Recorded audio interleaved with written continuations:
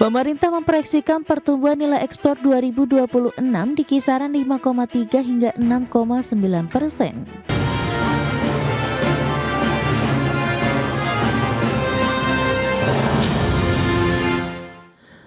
Ya, pemerintah menargetkan pertumbuhan nilai ekspor Indonesia di sepanjang tahun 2026 hingga 6,9%, di mana angka tersebut lebih tinggi dari realisasi pertumbuhan ekspor di tahun 2025 lalu yang mencapai 6,15%. Pemerintah memproyeksikan pertumbuhan nilai ekspor 2026 di kisaran 5,3 hingga 6,9%. Dengan nilai ekspor mencapai 298,02 miliar dolar hingga 302,55 miliar dolar Amerika.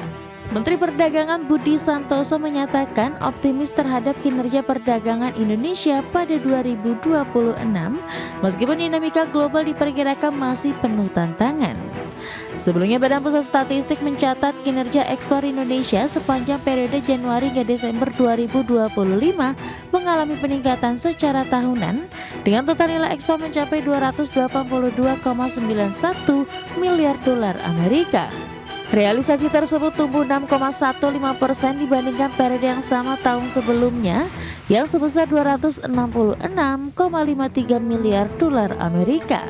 BPS mencatat total ekspor batubara secara kumulatif sepanjang Januari hingga Desember 2025 mencapai 390,93 juta ton. Angka ini turun 3,66% secara tahunan dibandingkan periode yang sama tahun sebelumnya yang sebesar 405,76 juta ton. Nah, teman-teman media, nilai ekspor untuk besi dan baja ini naik 8,41% secara kumulatif. Yang kedua, nilai ekspor batu bara ini turun 19,70% juga secara kumulatifnya dari Januari sampai dengan Desember. Sedangkan nilai ekspor CPO itu juga naik cukup tinggi yaitu 21,83% sama secara kumulatifnya. Jadi ada dua yang naik yaitu besi baja yang unggulannya dan juga CPO. Penurunan volume ekspor yang relatif tipis dibandingkan penurunan nilai ekspor menunjukkan bahwa faktor harga memiliki pengaruh yang lebih dominan terhadap kinerja ekspor batu bara sepanjang 2025. Dari Jakarta, Tim Liputan IDX. Ya, pemirsa, untuk membahas tema kita kali ini, strategi mengakselerasi pertumbuhan ekspor di atas 6,9%, kita sudah tersambung melalui Zoom bersama dengan Ibu Gita Mahirani, Direktur Eksekutif Asosiasi Pertambangan Batubara Indonesia, kemudian juga Mas Denny Junifta, peneliti Indef. Langsung saja kita sapa ini. Halo, Bu Gita, apa kabar? Baik, Mas. Baik, terima kasih juga atas waktu yang disempatkan. Mas Denny, apa kabar? Baik, Mas Pras. Baik juga, terima kasih atas waktu yang disempatkan. Sebelum membahas lebih jauh, kita akan review terlebih dahulu. Tadi sudah disampaikan pertumbuhan ekonomi kita cukup oke di tahun 2015, kemudian ekspornya masih tumbuh 6,15%. Apa yang bisa kita analisis nih Mas Denny? Apakah memang menjadi cerminan kondisi fundamental ekonomi kita juga kuat, kemudian resistensi kita terhadap kondisi global juga masih oke nih Mas Denny?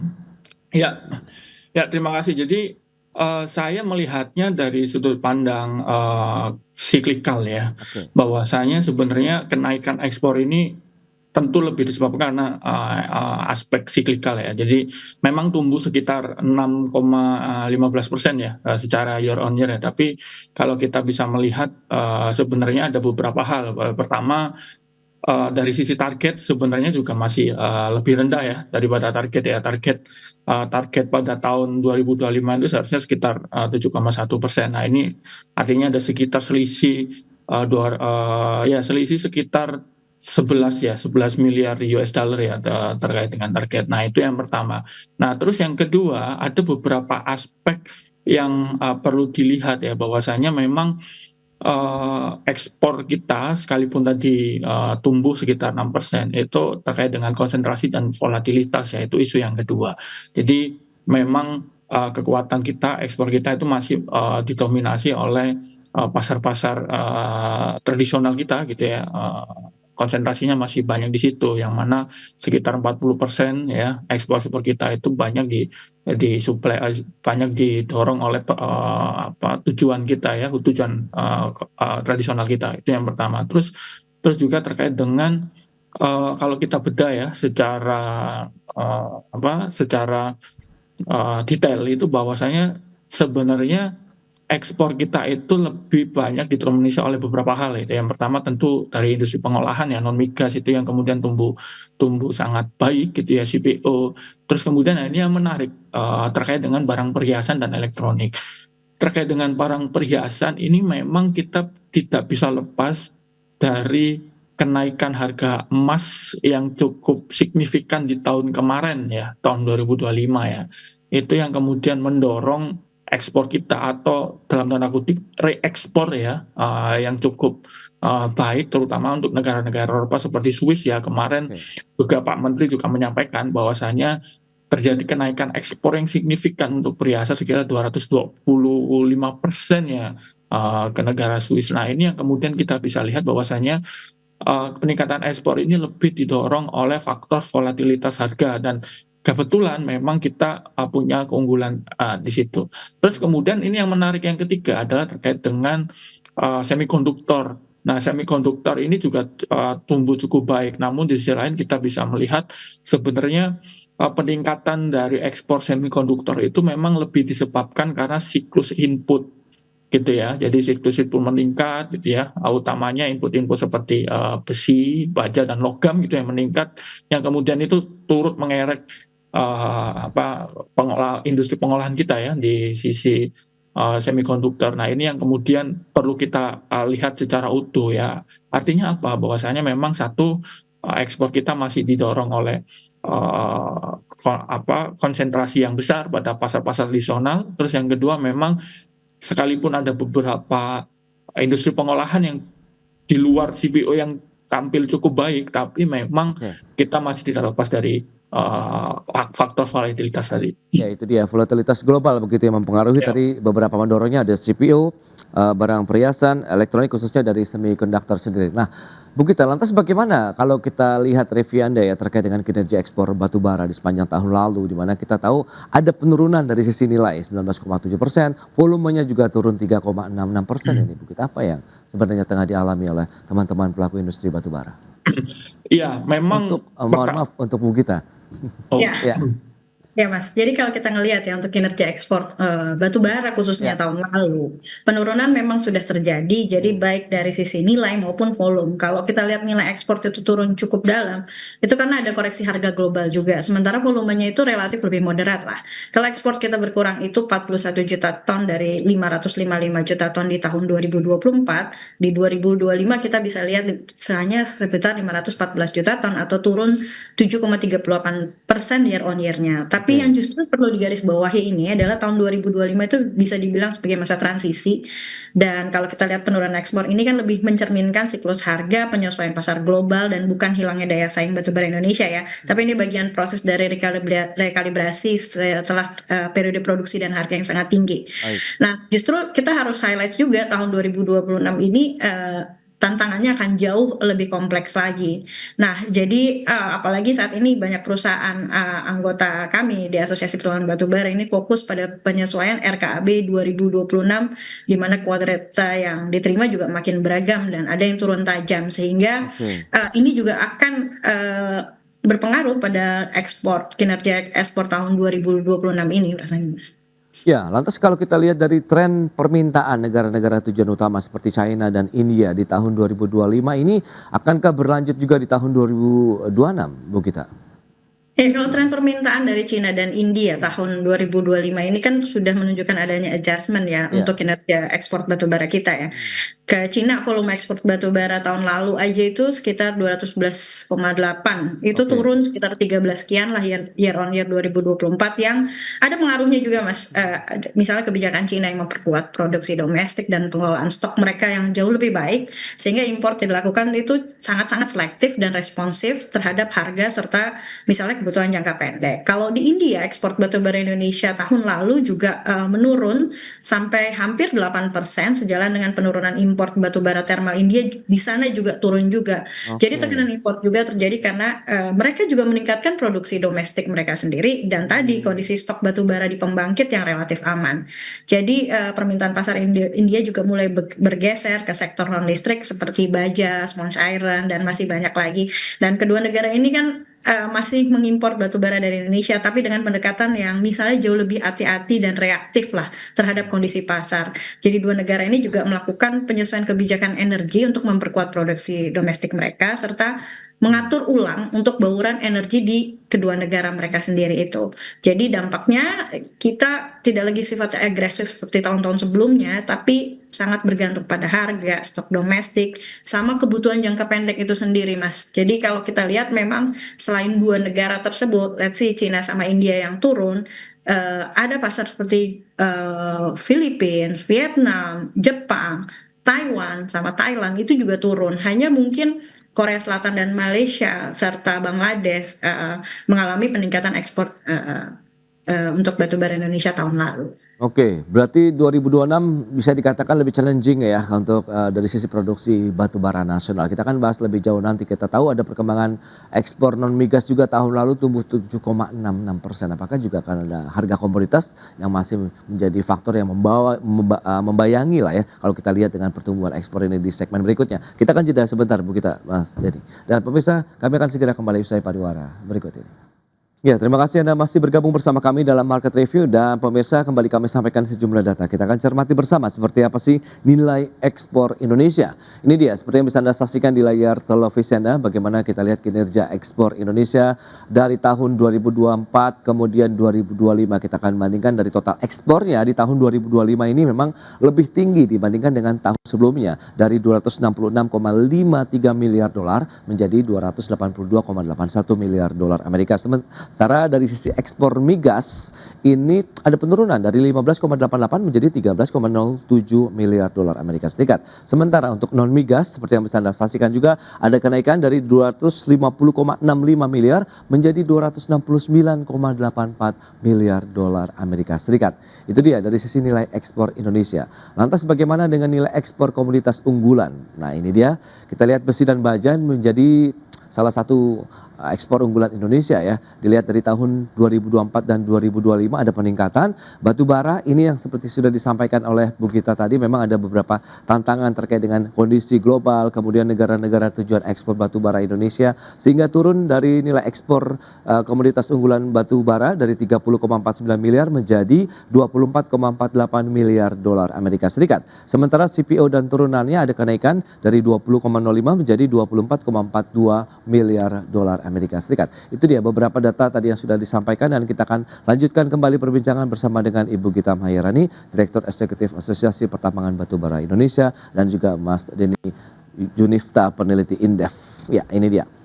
Mas Denny, lantas kalau dari sisi ekonom melihat dengan kondisi tadi dengan tantangan harga komoditas, kemudian Anda katakan cyclical juga begitu momentumnya. Melihat 2026 ini apakah akselerasi pertumbuhan ekspor di 2026 masih berpotensi terjadi? Kemudian bagian mana yang perlu kita dorong begitu? Iya, baik, terima kasih. Jadi memang tahun 2026 ini sepertinya akan sangat sulit ya, dan kemarin pemerintah juga sedikit memangkas target pertumbuhan ekspor kita gitu ya. Cuman memang saya melihatnya ini ada beberapa hal ya. Jadi pertama ini isu siklikal gitu ya. Nah, karena isu siklikal ini maka terkait dengan isu terkait volatilitas harga. Nah, ini sepertinya 2026 beberapa komoditas ekspor unggulan kita tadi disebutkan batu bara juga sepertinya akan terjadi moderasi harga yang bisa berdampak terhadap ekspor kita. Itu yang pertama. Terus yang kedua juga mungkin dari beberapa tren beberapa waktu ya, kita itu memang belum bisa lepas ya terkait dengan konsentrasi pasar kita ke beberapa negara tradisional kita. Nah, ini yang kemudian ketika tadi China terjadi kalibrasi terhadap permintaan bahan baku dari kita gitu ya, itu yang kemudian menyebabkan permintaan terus menurun gitu. Dan juga yang terakhir adalah terkait keterbatasan perluasan pasar dan persaingan yang sepertinya mulai meningkat gitu ya. Jadi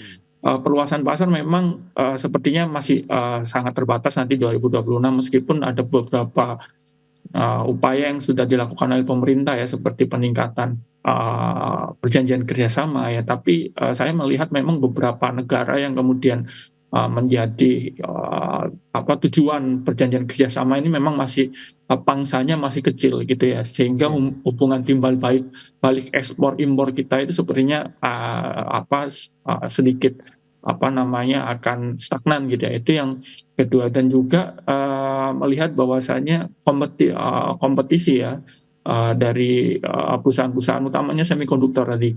Semikonduktor ini ada dua isu ya tadi, terkait dengan volatilitas harga yang mendorong permintaan, mendorong kenaikan harga ya dari baja gitu ya tadi. Tapi juga ada beberapa pesaing-pesaing kita Vietnam itu yang kemudian juga jangan lupa juga masuk dan menjadi merangsek kue ekonomi dari ekspor semikonduktor kita. Nah, ini yang kemudian sepertinya tantangan terjarnya cukup sulit ke depan gitu ya. Tentu yang pertama kita masih akan tergantung, kita melihat bagaimana proyeksi kenaikan harga nanti untuk komoditas. Nah, itu yang kemudian akan mendorong ekspor Mas kita. Denny, 6,9 menurut Anda moderat atau optimis untuk target ekspor tahun 2026? Kalau kita melihat dari pertumbuhan ekonomi, pertumbuhan ekspor tahun kemarin memang cukup ambisius kami melihat ya, tanpa kemudian ada perubahan yang signifikan dari sisi struktur. Karena saya menyoroti bahwasanya kita masih sangat tergantung dari volatilitas dan konsentrasi pasar tadi. Jadi tanpa upaya yang kemudian lebih tinggi dan lebih serius, sepertinya angka 6,9% itu juga masih akan cukup besar gitu ya. Baik. Oke, dari si pelaku usaha lagi, Bu Gita, Anda melihat bagaimana upaya teman-teman APBI begitu untuk bisa mendukung kinerja ekspor, tapi kita juga bisa melihat dengan tantangan global tadi, ini bisa jalan-jalan paralel lah kalau bisa dikatakan. Bisa nggak sih Bu, kira-kira Bu Gita, bagaimana target 6,9% ini bisa ditopang juga dari industri batubara? Iya, sebetulnya kalau memasuki tahun 2026 ini, kalau isu besar dari industri batubara kan ini jelas ya, pada rencana penyesuaian produksi nasional ke kisaran 600 juta ton. Dari tahun lalu realisasi 790 juta ton. Dan saat ini banyak perusahaan yang sedang berjuang lah Mas, dalam kata menyesuaikan produksi mereka, karena banyak sekali perusahaan yang dipotong di APBI aja 40-80% untuk direkomendasikan dengan nilai produksi yang baru yang jauh lebih rendah. Jadi ini akan sangat-sangat menantang di tahun 2026 ini, karena ruang ekspor juga akan sangat ditentukan oleh kepastian kebijakan produksi ini nanti sendiri. Dan seperti saya sebutkan tadi bahwa banyak perusahaan yang masih menyesuaikan RKAB dengan penurunan kuota, belum lagi tadi ada rencana untuk DMO untuk dinaikkan. Nah, jadi ini sebuah tantangan baru di mana kami paham ya kalau narasi besarnya juga penyesuaian kebutuhan ini perlu dilakukan oleh pemerintah agar tidak terjadi oversupply ataupun harga yang terlalu rendah. Tapi pemulihan ekspor di tahun 2026 ini menurut kami itu akan sangat bergantung dengan sejumlah hal utama seperti kejelasan konsistensi kebijakan produksi maupun DMO, sehingga pelaku usaha itu bisa menyusun rencana jangka panjang, menengah dengan pasti. Nah, terus belum lagi kita harus berhadapan dengan dinamika permintaan regional, karena Asia Tenggara khususnya Vietnam sama Filipina masih menjadi kawasan pertumbuhan struktural permintaan batubara termal, terutama untuk sektor kelistrikan. Sementara di sisi lain kita juga lihat adanya rencana untuk penurunan produksi ini. Jadi kemampuan Indonesia menjaga reputasi sebagai pemasok ini juga menurut saya sih cukup penting ya Mas dalam situasi saat ini. Oke, dengan kondisi global saat ini kan sempat ada oversupply, kemudian penurunan harga komoditas. Kansnya di tahun 2026 menurut Bu Gita akan sama atau justru karena kita sudah belajar dari tahun 2025 pemetaannya akan lebih enak nih, lebih smooth lagi begitu? Kans untuk kebutuhan batubara dunia secara global, secara import itu masih di 1 miliar lebih. Nah, kita tidak bisa memetakan apapun sebelum kita tahu benar berapa jumlah produksi batubara Indonesia. Yang kita tahu adalah rencana sementara untuk 600 juta ton, berarti akan ada yang hilang dari Indonesia. Nah, ini yang harus kita cermati, Mas. Nah, strategi dari teman-teman APBI sendiri bagaimana, Bu? koordinasi mungkin dengan pemerintah kah? Sambil kita tetap menjaga pasar ekspor karena kan targetnya 6,9%. Oke, kalau kita merujuk ke 1 pekan yang lalu, memang perusahaan-perusahaan ini baru mendapatkan angka di Penerbangan untuk angka rujukan produksi yang saya sebutkan tadi mengalami penurunan yang cukup signifikan, Oke. di mana untuk secara nilai keekonomian perusahaan itu sendiri tidak ekonomis gitu untuk terus melakukan produksi. Nah, ini kami juga secara asosiasi itu sudah memberikan surat juga ke pemerintah dan Oke. melakukan audiensi juga ke Dirjen Minerba ini untuk menyampaikan bahwa nantinya akan banyak terjadi potensi termasuk nanti untuk ekspor. Jadi hal-hal ini sudah kita coba elaborate di asosiasi dengan konser-konser anggota ini juga kami suarakan juga bahwa sekalipun kami juga sangat paham bahwa niat pemerintah ini untuk menjaga pasokan yang akan berpengaruh pada harga, namun besarnya pemotongan produksi dari masing-masing perusahaan anggota kami yang cukup signifikan ini juga akan berpengaruh ke banyak hal. Jadi periode saat ini, per hari ini, kita masih dalam periode wait and see nih Mas. Oke, itu dia beragam upaya tapi sambil tetap menjaga produksi kemudian menjaga pasar ekspor meskipun tadi dari sisi produksi secara nasional ada pembatasan ya dari 700-an begitu menjadi 600-an juta ton ya Bu di tahun 2020 dan semoga ini tidak mengganggu kinerja ekspor seperti yang sudah disampaikan oleh Mas Denny tadi bahwa memang perlu ada kolaborasi lagi yang lebih kuat begitu ya mungkin mencari lagi negara-negara tujuan ekspor baru ya diversifikasi negara tujuan ekspor masih harus terus digalakkan oleh pemerintah Indonesia di tahun 2026 ini target 6,9%, semoga bisa tercapai begitu. Mas Denny, kemudian Ibu Gita terima kasih banyak atas informasi, update dan juga insight yang sudah diberikan kepada pemirsa pada hari ini. Selamat melanjutkan aktivitas Anda kembali. Salam sehat, sampai berjumpa kembali. Terima kasih Bu Gita, Mbak Denny. Terima kasih. Terima kasih. Baik pemirsa, 1 jam sudah saya menemani Anda dalam market review dan provide terus informasi Anda hanya di IDX Channel. Your trustworthy and comprehensive investment reference. Karena urusan masa depan harus ke depan, aku investor saham. Saya Prasetyo Wibowo beserta seluruh kerabat kerja yang bertugas pamit undur diri. Terima kasih, sampai jumpa.